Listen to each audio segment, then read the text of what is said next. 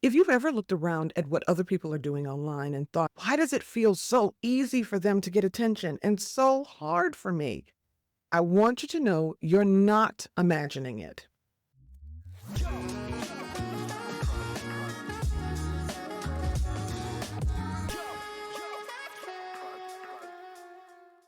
But I do want you to stop and think about answering two questions.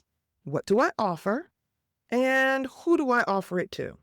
What you sell and who you sell it to dramatically changes the problems you face in your business, especially when it comes to visibility and conversions.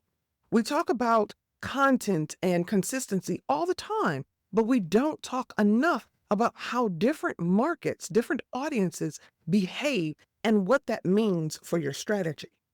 There's a very real difference between businesses that sell to consumers and businesses that sell expertise and services and solutions to other businesses. When you understand that difference, you'll stop comparing yourself to the wrong group and start working on a strategy. Let's start with visibility. If you talk about sports or entertainment, pop culture, or politics, or just general commentary, it's much easier to get eyeballs. People are already emotionally invested in those topics. They want to listen, they want to react, they want to agree and disagree, argue, laugh, feel validated. That kind of content fits easily into someone's day because it requires very little effort. It allows for mindless scrolling. You can consume it while distracted or tired or halfway paying attention. And because of that, platforms reward it and audiences share it quickly. These types of subject matters are built for mass attention, and attention comes faster because the barrier to entry for the audience is low. Now, here's the part that often gets glossed over. While visibility may come easier in those spaces, conversion is often much harder. When people follow commentary, they're usually following the topic more than the person. Their loyalty lives with the conversation being had, not necessarily the creator. Many of those creators are also selling products or services they don't personally create or own. They're affiliates and brand partners or sponsors, and that creates some distance. The audience may enjoy the content, but when it comes time to buy, the trust factor drops. The recommendation feels optional, and the purchase feels disconnected. And if something else catches their attention tomorrow, they move on without much of a thought. That type of audience is fickle by nature. High visibility doesn't automatically create buying behavior. Now let's talk about B2B. If you sell to business leaders or organizations or professionals, visibility feels like an uphill battle. Your audience is smaller on purpose. Your content asks more from the listener.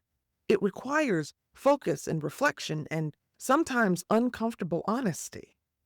People are not casually consuming it while scrolling for entertainment.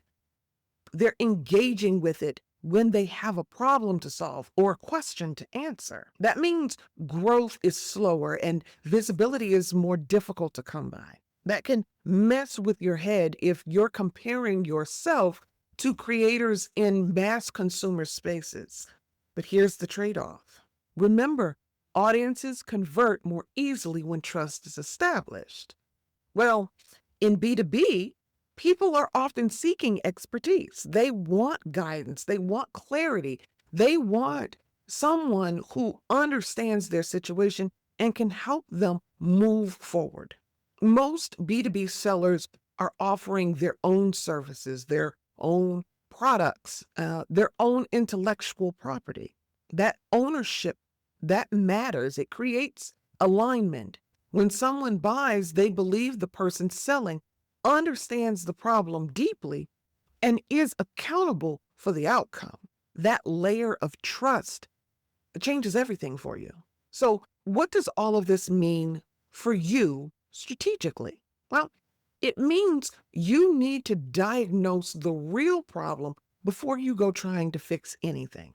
If you have a visibility problem, posting more content is rarely the answer. You need to go in search of your audience. You need to ask where they work, where they learn, where they relax, where they gather. That might not mean social media. It might mean professional associations or conferences, industry publications, local organizations or panels, podcasts, private communities, things like that. Visibility grows faster when you enter rooms that already contain the people you want to reach. Now, that's going to take some work to research, but it's worth it because waiting for the algorithm to deliver them to you is a slow and frustrating strategy, especially in B2B. Now, if you have a conversion problem, visibility is not your issue. Credibility is. You need a credibility strategy that is built with your audience, not performed at them. That means clear positioning and consistent expertise, real examples, and offers that align with what you're talking about publicly. Your audience needs to believe that when you recommend something, buying it is the most logical next step. Not an urgent step, not pressured into it, logical. Once you earn that level of credibility, protect it at all costs. Be selective about what you sell. Be thoughtful about the partnerships you enter into. And be careful about what ideologies you stand behind. Credibility compounds when it stays intact, and it erodes quickly when it's treated casually. Here's the bottom line. Different businesses face different challenges. High visibility doesn't guarantee sales, and low visibility does not limit your potential. Your job is to understand which problem you're actually having. If visibility is the issue, go find your people. And if conversions is the issue, strengthen your credibility. And when you build trust that converts, treat it like the asset it is. Because attention comes and goes, but credibility, that's what builds businesses.